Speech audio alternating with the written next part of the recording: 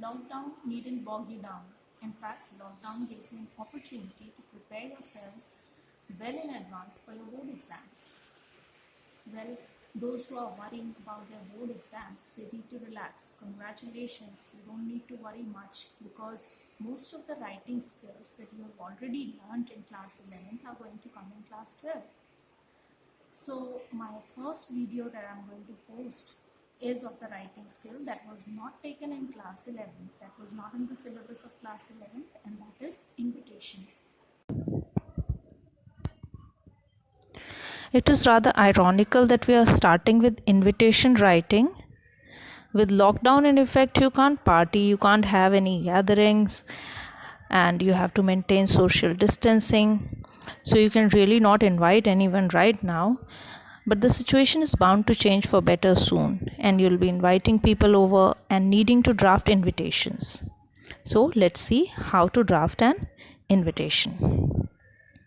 Invitations are of two kinds: formal and informal.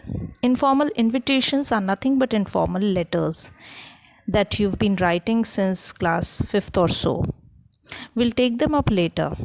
Formal invitations are again of two types: letter type and card type.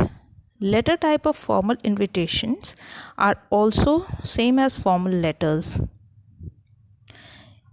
You must be wondering how they are different from each other and when to write which one. When to draft an invitation card and when to write it in a letter form.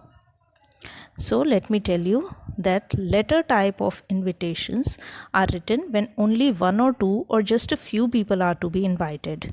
But when you have to invite a number of people, you get invitation cards printed. So today we'll see how to draft invitation cards. The most amazing thing about drafting an invitation card that you can be really creative. You can show your artistic talent and draw pictures. You can write in either bold letters or small ones.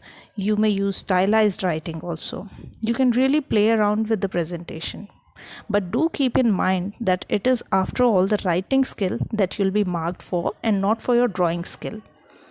Invitation cards carry 4 marks, so do not give it more than 4 to 5 minutes while writing exam. Now let's see some of the guidelines for writing formal invitations. Formal invitation card does not include the name of the addressees. Now what is an addressee? Addressee is the one to whom it is addressed. Say you are inviting your friend Amar, so Amar is the addressee. Why does a card not have the name of the addressee? Because it is not meant for one person, but it is designed so that it can be given to a number of people. So there's no need to write the name of the addressee.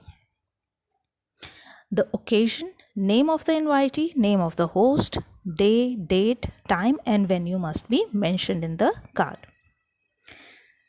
Did you notice that name of the invitee and name of the host both have been mentioned here? They can both be same or different. Suppose your parents are throwing a party and you are inviting your friends to it. In such a situation, your name will feature as the name of the invitee and that of your parents will feature as the name of the host. But if your parents are hosting the event as well as inviting people over, then the name of the addressee and the host will remain the same. Details like name, address of the organizer, sponsor, host must also be included in the invitation card. Now, once again, you see that address of organizer is mentioned and venue is also mentioned. Address of the organizer or host and venue can also be same and they can also be different. How? Suppose you've booked a hotel for your birthday party. Your residential address will be the address of the host and the name and address of the hotel will be the venue. If you are celebrating your birthday at your own house, the address of the host and venue will be same.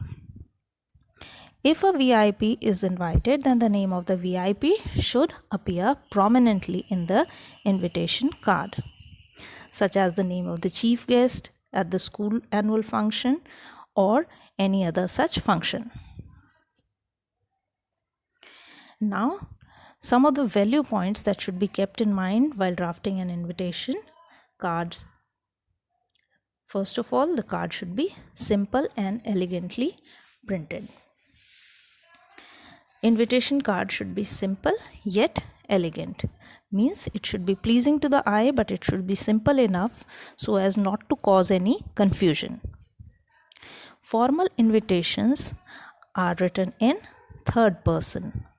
They are invariably written in third person, which means that you do not write, I invite you to my sister's wedding. You write, Mr. So-and-so cordially invites you on the auspicious occasion of his sister's wedding. You use third person while inviting. Write subject matter in the center. Subject matter means name of the invitee, the occasion, day, date, time, venue. These are the subject matter of an invitation card, and they should be centrally placed in the card. Whereas some other details like the dress code or maybe the timing by which the people should be seated before the program starts, all these details can be written on the bottom, either on the left hand corner or on the right hand corner. Now let's see some of the cards.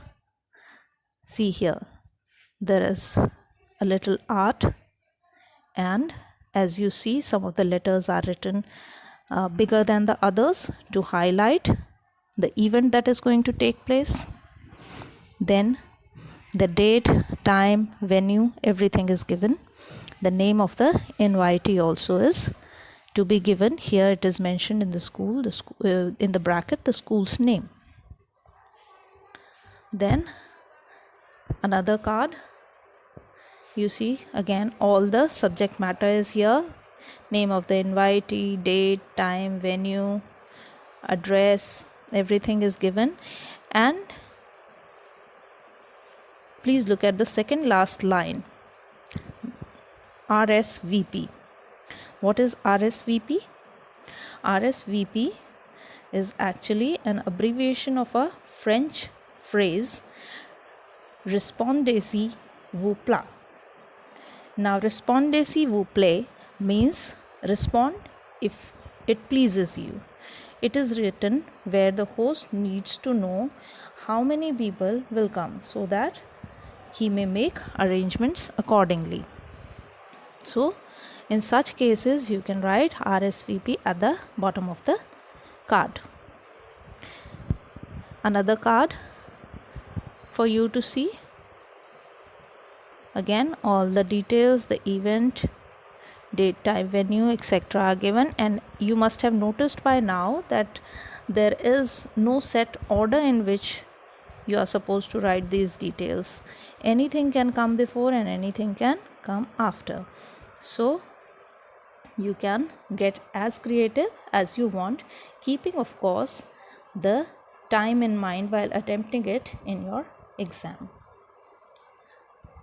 See, the card is elegant, yet it is very simple. That's all for today, students. Do subscribe to the channel and press bell icon so that whenever a new video is uploaded, you are informed about it, you get the notification. Thank you so much.